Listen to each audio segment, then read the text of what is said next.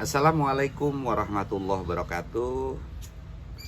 Selamat jumpa kembali dengan kami. Dan hari ini akan membahas sesuatu lucu, unik, dan banyak sekali yang bertanya. Pertanyaannya sederhana. Biasanya orang bertanya, pakai pupuknya apa? Itu pertanyaan yang indah untuk saya jawab. Saya tidak akan menjawab menggunakan pupuk apa, tapi sekarang saya ingin jelaskan pupuk itu seperti apa sih? Mari kita bahas satu persatu. Yang sudah umum diketahui oleh kita semua adalah, pertama, ini ada pupuk yang warnanya putih namanya urea. Udah banyak dikenal oleh petani juga. Terus yang kedua, ada pupuk yang namanya TSP. Yang ketiga, ini adalah KCL. Kemudian ini ada NPK, ada tulisannya 1616. Kemudian ini juga NPK, ada 159 sekian. Kalau ini adalah pupuk kemasan yang mereknya kebetulan Osmokot, di sini ada angka-angka yang berbeda. Pertanyaan pertama adalah, apa sih perbedaannya pupuk-pupuk ini? Pertama, mari kita pahami bahwa kandungan pupuk itu ada tiga. Tiga kandungan makro pupuk itu adalah tiga unsur: nitrogen, fosfat, dan kalium. Kalau kita bicara pupuk tunggal yang berdiri sendiri, ini adalah urea yang disebut nitrogen. Yang kedua, TSP, ini pupuk tunggal juga, kandungannya cuma fosfat. Yang ketiga adalah KCL, kandungan tunggalnya adalah kalium.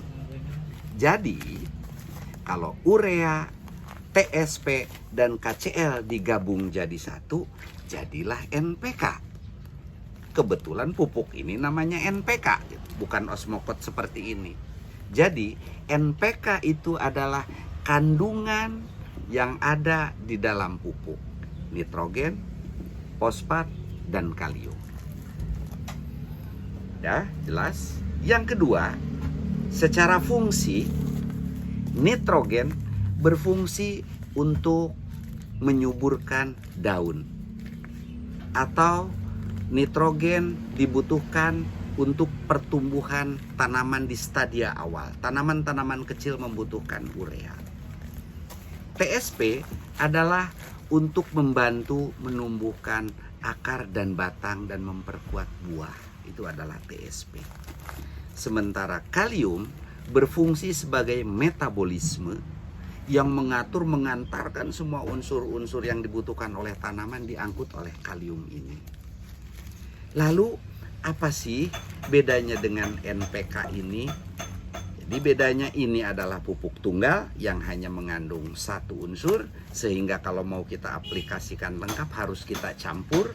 Sementara ini pupuk yang sudah jadi atau disebut dengan pupuk makro yang mengandung unsur nitrogen, fosfat, dan kalium. Nah, apakah pupuk kemasan ini juga disebut NPK? Betul, ini NPK. Jadi caranya begini. Tadi udah dijelaskan fungsi unsur demi unsur. Ketika kita membeli pupuk, lupakan merek. Yang penting tentukan dulu tujuan pemupukan itu untuk apa. Tujuan pemupukan itu ada dua. Pertama adalah untuk menyuburkan pertumbuhan vegetatif disebutnya. Yang kedua untuk membuahkan, disebut pertumbuhan generatif. Sehingga kalau kita mau mencari pupuk, kita pahami dulu apakah mau menyuburkan tanaman atau membuahkan tanaman. Kita ambil contoh di sini.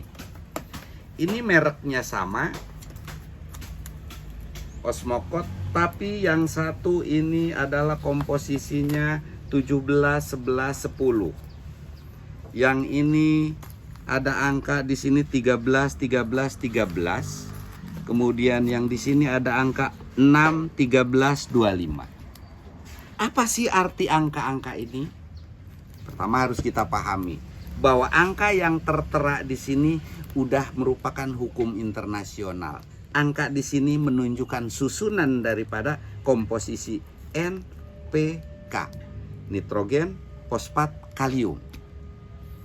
Tadi sudah dijelaskan bahwa fungsi nitrogen atau urea itu untuk menyuburkan daun. Di sini ada angka N17, P11, K10. Yang lebih tinggi adalah unsur N-nya, nitrogennya. Berarti pupuk ini lebih cocok untuk menyuburkan tanaman atau memupuk tanaman-tanaman yang masih berukuran kecil atau stadia remaja. Nah, satu lagi di sini komposisinya N13, P13, K13. Pupuk seimbang. Komposisi seimbang bisa digunakan untuk pupuk mulai tanaman sejak kecil sampai ukuran dewasa karena dia memiliki komposisi seimbang. Sedangkan yang ini N6, P13, K25, N lebih kecil. Jadi pupuk ini lebih ditujukan untuk pembuahan atau pembungaan tanaman. Jadi sekali lagi, lupakan merek, lihat komposisi pupuk, baru kita gabungkan dengan tujuan pemupukan itu apa. Kembali ke namanya pupuk NPK yang sudah kita kenal dan sangat populer. Begitupun NPK, ada NPK 16-16 seperti ini yang seimbang. Ada juga NPK seperti ini yang 15-9-20 ini lebih cocok untuk kepertumbuhan dan pembuahan karena K-nya lebih tinggi daripada P. Biasanya kalau untuk merangsang pembuahan P-nya jauh lebih tinggi, kebetulan contohnya lagi kehabisan. Nah, itulah sekilas tentang pupuk dan nanti akan kita perdalam unsur demi unsur pada video-video berikutnya akan kita bahas bagaimana aplikasi pupuk itu dan jenis-jenis pupuk apa yang terbaik untuk tanaman.